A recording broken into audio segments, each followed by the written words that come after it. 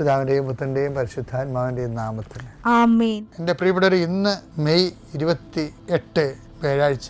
അമ്മേ പരിശുദ്ധ അമ്മേ, അമ്മേ പരിശുദ്ധമേ, ദൈവമാതാവേ, കൃപാസനത്തിലൂടെ ഞങ്ങളുടെ ദേശത്തിനും അമ്മ മധ്യസ്ഥം തേടി തന്ന എല്ലാ അനുഗ്രഹങ്ങൾക്കും കൃപകൾക്കും ഞങ്ങളിപ്പോൾ ഹൃദയം നിറഞ്ഞ നന്ദി പറയുന്നു. അമ്മേ പരിശുദ്ധമേ, ദൈവമാതാവേ, 2004 ഡിസംബർ 7 ഉച്ചകഴിഞ്ഞ് 2:30 കൃപാസനത്തിൽ സംഭവിച്ച അമ്മയുടെ പ്രത്യക്ഷപ്പെടലിനെ കുറിച്ച് തിരുസഭയ്ക്ക് സമർപ്പിച്ചിരിക്കുന്ന പഠനരേഖകളുടെ മേൽ സഭാത്മകമായ പഠനം ആരംഭിക്കുവാൻ ഞങ്ങൾ പ്രാർത്ഥിക്കുന്നു. അമ്മേ പരിശുദ്ധമേ, ഭൂസ്വർലോകങ്ങളുടെ രാജ്ഞിയായ അങ്ങേയ്ക്ക് ഭൗമസംരക്ഷണത്തിനായി പ്രപഞ്ചപ്രകൃതിയെ തന്നെ തിരുസഭ പ്രതിഷ്ഠിക്കുവാൻ ഈ പ്രത്യക്ഷീകരണം വഴി ഇടയാക്കണമേ. പരിശുദ്ധമേ, ജപമാല മാതാവേ, സകല കൃപാസനം പ്രാർത്ഥനയോടും ചേർത്ത് ഞങ്ങളിപ്പോൾ പ്രാർത്ഥിക്കുന്ന ഈ കുടുംബത്തിന്റെ പ്രത്യേക നിയോഗം പറ മക്കളെ.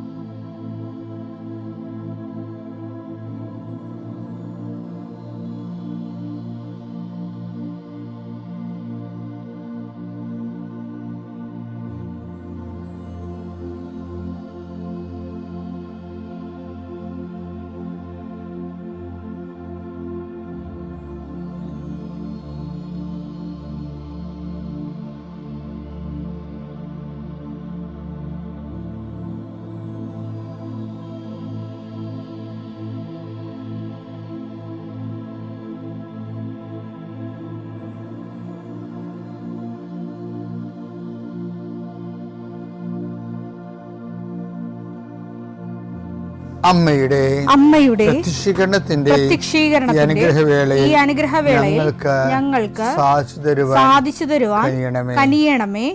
ആമേൻ. വിശ്വാസ പ്രമാണം. സർവശക്തനായ പിതാവും ആകാശത്തിന്റെയും ഭൂമിയുടെയും സൃഷ്ടാവുമായ ദൈവത്തിൽ ഞാൻ വിശ്വസിക്കുന്നു. അവിടുത്തെ ഏകപുത്രനും ഞങ്ങളുടെ കർത്താവുമായ ഈശോമിശിഹായിലും ഞാൻ വിശ്വസിക്കുന്നു. ഈ പുത്രൻ പരിശുദ്ധാത്മാവിനാൽ ഗർഭസ്ഥനായി കന്യകാമറിയത്തിൽ നിന്ന് പിറന്ന് പൊന്തിയോസ് പീലാത്തോസിന്റെ കാലത്ത് പീഡകൾ സഹിച്ച് കുരിശിൽ തറയ്ക്കപ്പെട്ട് മരിച്ച് അടക്കപ്പെട്ട് പാതാളങ്ങളിൽ ഇറങ്ങി മരിച്ചവരുടെ ഇടയിൽ നിന്ന് 3-ാം നാൾ ഉയർത്ത് സ്വർഗത്തിലേക്ക് എഴുന്നള്ളി സർവശക്തിയുള്ള പിതാവായ ദൈവത്തിന്റെ വലതുഭാഗത്തിരിക്കുന്നു. അവിടെ നിന്ന് ജീവിക്കുന്നവരെയും മരിച്ചവരെയും വിധിക്കുവാൻ വരുമെന്നും ഞാൻ വിശ്വസിക്കുന്നു. പരിശുദ്ധാത്മാവിലും ഞാൻ വിശ്വസിക്കുന്നു. വിശുദ്ധ കത്തോലിക്കാ സഭയിലും പുണ്യവാന്മാരുടെ ഐക്യത്തിലും പാപങ്ങളുടെ മോചനത്തിലും ശരീരത്തിന്റെ ഉയർപ്പിലും നിത്യമായ ജീവിതത്തിലും ഞാൻ വിശ്വസിക്കുന്നു. ആമേൻ. സുഖസ്ഥനായ ഞങ്ങളുടെ പിതാവേ, അങ്ങയുടെ നാമം പൂജിതമാകണമേ. അങ്ങയുടെ രാജ്യം വരണമേ. അങ്ങയുടെ തിരുമനസ് സ്വർഗത്തിലെ പോലെ ഭൂമിയിലും ആകണമേ. അന്നു വേണ്ടുന്ന ആഹാരം ഇന്ന് ഞങ്ങൾക്ക് തരണമേ. ഞങ്ങളോട് തെറ്റ് ചെയ്യുന്നവരോട് ഞങ്ങൾ ക്ഷമിക്കുന്നത് പോലെ ഞങ്ങളുടെ തെറ്റുകൾ ഞങ്ങളോടും ക്ഷമിക്കണമേ. ഞങ്ങളെ പ്രലോഭനത്തിൽ ഉൾപ്പെടുത്തരുതേ, തിന്മയിൽ ഞങ്ങൾ രക്ഷിക്കണമേ. ആമേൻ. നന്മ നിറഞ്ഞ മറിയമേ, സ്വസ്തി. കർത്താവ് അങ്ങയുടെ കൂടെ സ്ത്രീകളിൽ അങ്ങ് അനുഗ്രഹിക്കപ്പെട്ടവളാകുന്നു.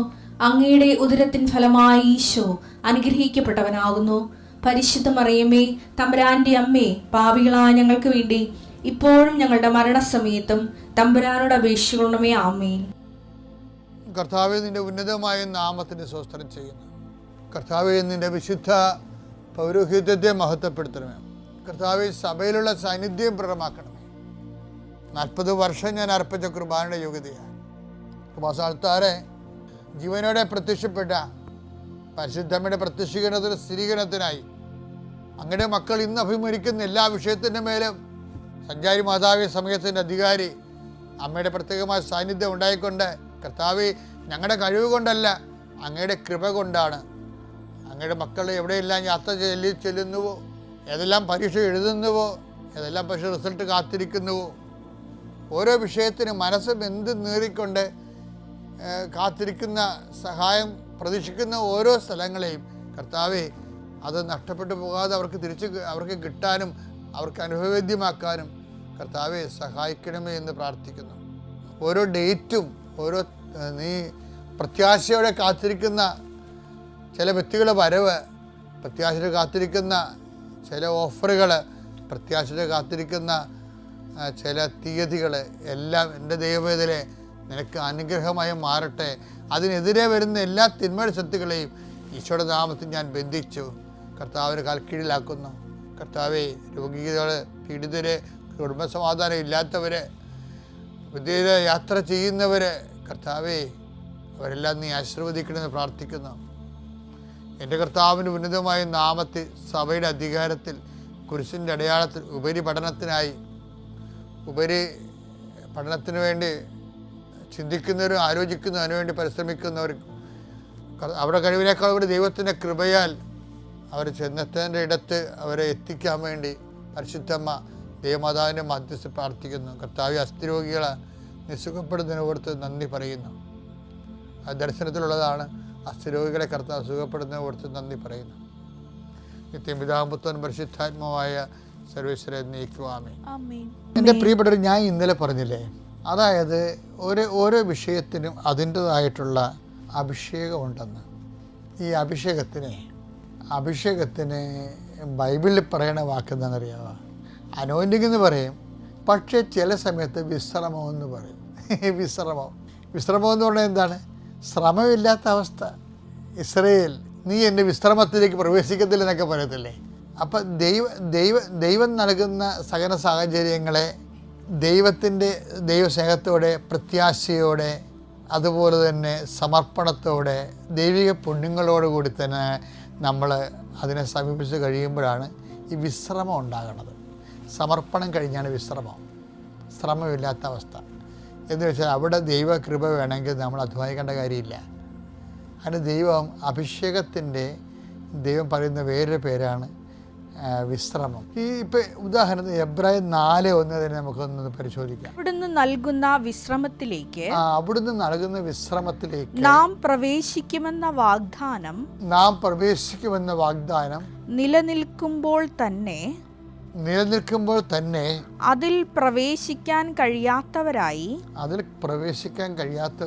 നിങ്ങളിൽ ആരെങ്കിലും കാണപ്പെടുമോ എന്ന് നാം ഭയപ്പെടണം. ഇവിടെ എന്താ വിഷയം എന്ന് പറഞ്ഞാലേ, അതായത് വിശ്രമം എങ്ങനെ വരണമെന്നറിയാമോ?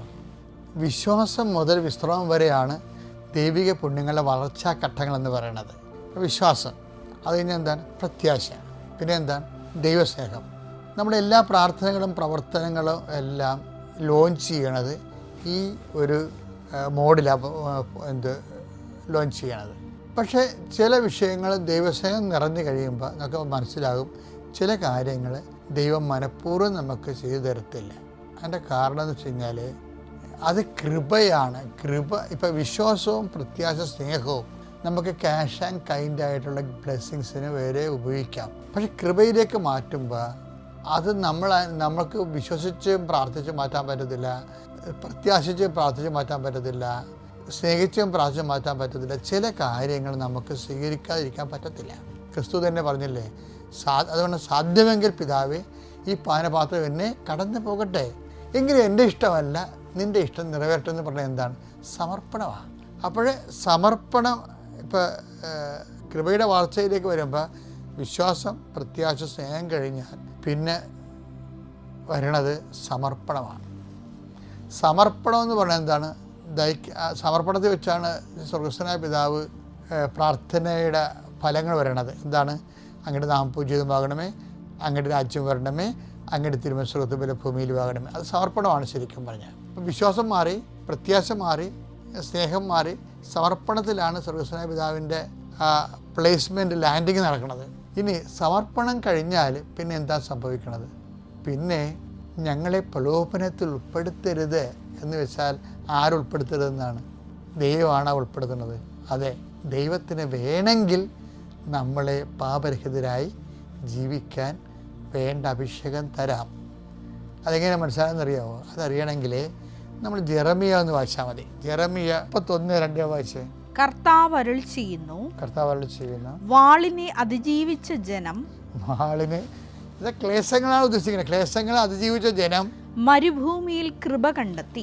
മരുഭൂമിയിൽ കൃപ കണ്ടെത്തി. അപ്പം എപ്പോഴും ഈ കൃപ കണ്ടെത്തുന്ന എപ്പോഴും വെച്ചാണ് ക്ലേശങ്ങളെ അതിജീവിച്ച് കഴിഞ്ഞാണ്. അതിജീവിക്കണം എന്തുകൊണ്ടാണ്? അതിജീവിത വിശ്വാസം കൊണ്ടാണ്. അതിജീവിത വിശ്വാസം കൊണ്ടാണ് ക്ലേശങ്ങളെ നമ്മൾ അതിജീവിക്കുന്നത്. ക്ലേശങ്ങളുണ്ടാവും, പക്ഷേ അതിനെ കൗൺട്രാക്ട് ചെയ്യാനും അതിനെ അതിജീവിക്കാനും നമുക്കെന്താ വേണ്ടത്? കോമൺ ഫെയ്ത്ത് പറ്റത്തില്ല. ഇപ്പോൾ ഇന്ന് കഴിഞ്ഞ ദിവസം കാനഡയിൽ നിന്ന് എൻ്റെ 2 സഹോദരങ്ങൾ വന്ന് എന്നെ അവിടെ ധ്യാനത്തെ വിളിക്കാൻ വേണ്ടി. അപ്പോൾ അവർ വന്നപ്പോൾ ഞാനവിടെ സംസാരിച്ചിരിക്കുകയാണ്. അപ്പോൾ ഞങ്ങൾ വിശ്വാസത്തെക്കുറിച്ച് സംസാരിച്ചത്. അപ്പോൾ ഞാനോട് പറഞ്ഞു, ഈ കോമൺ ഫെയ്ത്ത് കൊണ്ട് ആഞ്ഞിലി കൊണ്ട് ഒരു വീഡിയോ വെക്കുമെന്ന് ചോദിച്ചു അവരോട്. ആഞ്ഞിലി കൊണ്ട്. അപ്പോൾ അവർ പറയും വെക്കൂല അച്ഛാ. ഞാൻ പറഞ്ഞാൽ വെള്ളം മാറ്റിയിട്ടല്ലേ വെക്കത്തുള്ളൂ, കാതൽ കൊണ്ടല്ലേ വീഡിയോ വെക്കത്തുള്ളൂ. കാര്യം ആഞ്ഞിലി 1000 കൊല്ലം എന്നൊക്കെ പറഞ്ഞിട്ടില്ലേ. പക്ഷേ അതിൻ്റെ അകത്ത് എന്താ പ്രശ്നം? അതിൻ്റെ വെള്ളമുണ്ട്. വെള്ളം കളഞ്ഞില്ലെങ്കിൽ ഒരു 10 കൊല്ലം കഴിയുമ്പോൾ തന്നെ വെള്ളം ഉച്ചകൂത്താൻ തുടങ്ങും. അപ്പോൾ ആഞ്ഞിലി വെള്ളം വെച്ച് ഒരു വീഡിയോ വെക്കുക ഇല്ല. ഈ കോമൺ ഫെയ്ത്തിൻ്റെ അകത്തൊരു കുഴപ്പമുണ്ട്. നമുക്കുള്ള വിശ്വാസം, പലർക്കുള്ള വിശ്വാസം അതാണ്. അത് ഉച്ചകൂത്താൻ തുടങ്ങും. കുറച്ച് കഴിയുമ്പോൾ ഉച്ചകൂത്താൻ തുടങ്ങും. അതിൻ്റെ ബലക്ഷയം ഉണ്ടാകും. കാര്യം ഈ കോമൺ ഫെയ്ത്തിൻ്റെ അകത്ത് വിശ്വാസത്തിൽ അവിശ്വാസം കൂടി ഉണ്ട്. അല്പവിശ്വാസമുണ്ട്. അല്പവിശ്വാസം എന്ന് പറഞ്ഞാൽ അല്പം കാതലും ബാക്കിയെല്ലാം വെള്ളയുമാണെന്നായി പറയണത്. അല്പവിശ്വാസി ഈശോ ചോദിക്കണില്ലേ, സംശയിച്ചത് എന്ത്? അതപ്പോൾ വിശ്വാസത്തിൻ്റെ കൂടെ തന്നെ ആഞ്ഞിലിയുടെ കൂടെ കാതലുള്ള പോലെ തന്നെ വെള്ളയുണ്ട്, സംശയം ഉണ്ടെന്നർത്ഥം. സംശയത്തിന് വെള്ളയെന്ന് പറയണത്. വെള്ളം കെട്ടി വെച്ച് അറുത്ത് അല്ലെങ്കിൽ വീട് വെക്കുക ഇല്ല, അത് ചൂത്തു എപ്പോഴായാലും. അപ്പോൾ അതുകൊണ്ട് ദൈവം അതൊന്നും എടുക്കത്തില്ല. അല്പവിശ്വാസികളെ ഒന്നും ദൈവം ഒരു കാര്യത്തിൽ എടുക്കത്തില്ല. പിന്നെ എന്താ ചെയ്യണത്? Woman your faith is great, നിൻ്റെ വിശ്വാസം വലുതാണെന്ന് പറഞ്ഞില്ലേ.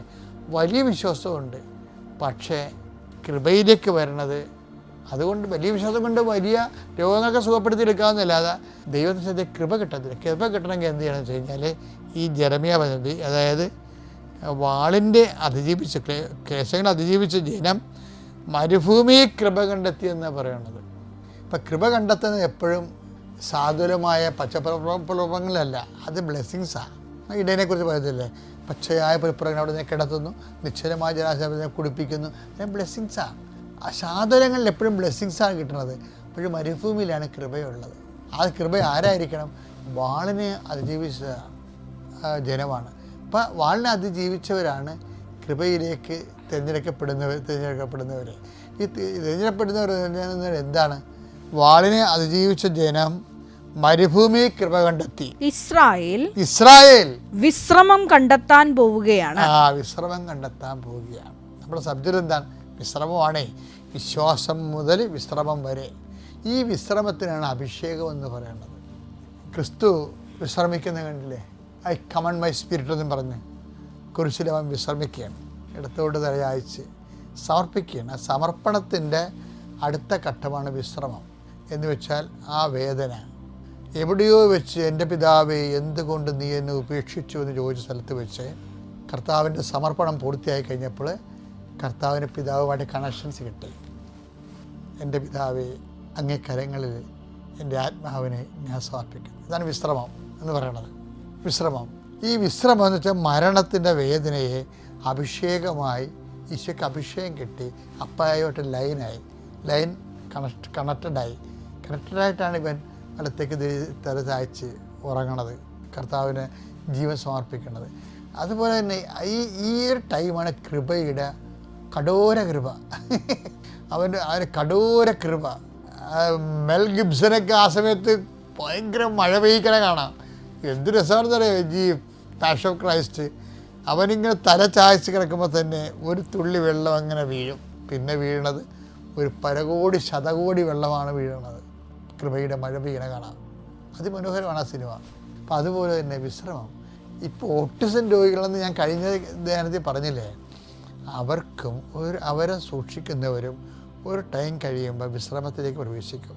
എങ്ങനെ വെച്ച് കഴിഞ്ഞാൽ ഈ സംഭവങ്ങൾ ആദ്യകാലങ്ങളിലെ പോലെ അവരുടെ മനസ്സിനെ വേദനിപ്പിക്കാത്തൊരവസ്ഥയിലേക്ക് ദൈവസ്നേഹവും സമർപ്പണം കൊണ്ട് നിറഞ്ഞിട്ട് സമർപ്പണത്തിന് അടുത്ത ഘട്ടത്തിൽ ദൈവം ഇങ്ങനൊരു കുഞ്ഞിനെ തന്നതിന് ഞാൻ നന്ദി പറയുന്നു, ഞാൻ അങ്ങയുടെ വിശ്രമത്തിലേക്ക് പ്രവേശിക്കുകയാണ്, എന്താ കൃപയിൽ അഭിഷേകത്തിലേക്ക് പ്രവേശിക്കുകയാണ്. എല്ലാത്തിനും എൻ്റെ ദൈവവേദന അഭിഷേകമുണ്ട്. നിങ്ങൾ ഈ കല്യാണം കഴിച്ചിട്ട് പിരിയണം എന്നൊക്കെ പറയുമ്പോൾ എനിക്ക് ഭയങ്കര ദേഷ്യം വരും. കാരണം ഒന്നാമത്തെ ലോകത്താന്മാരെ പിരിയത്തുള്ളൂ. ജഡിക കോമാളികൾ മാത്രമേ പിരിയത്തുള്ളൂ, അല്ലാത്തവർ പിരിയത്തില്ല. കാര്യം അവർക്ക് ആത്മജ്ഞാനം ഉണ്ടെന്നുണ്ടെങ്കിൽ ഏത് ചെന്നായും പുള്ളിപ്പുലിയാനും പശുവിൻ്റെ കൂടെ താമസിക്കും, പശു ചെന്നായ്ക്കളോട് താമസിക്കും. അഭിഷേകത്തിൻ്റെ വിശ്രമത്തിൻ്റെ വലിയ കാലമാണത്. അത് കൊണ്ട് തന്നെ നമ്മൾ ഇത് ദൈവത്തിന് മാറരുത്. ശരിക്കും എന്ത് ക്ലേശം ഉണ്ടായാലും ദൈവത്തെ എപ്പോഴും പ്രാർത്ഥിക്കേണ്ടത് ദൈവത്തിൻ്റെ പേരിൽ ഒരു കളങ്കമായ വാക്ക് പോലും ഉണ്ടാകാതിരിക്കാൻ വേണ്ടി പ്രാർത്ഥിക്കണം. അത് ഞാൻ നാളെ പറയാം. പിതാവിൻ്റെയും പുത്രൻ്റെയും പരിശുദ്ധാത്മാവിൻ്റെയും നാമത്തിൽ.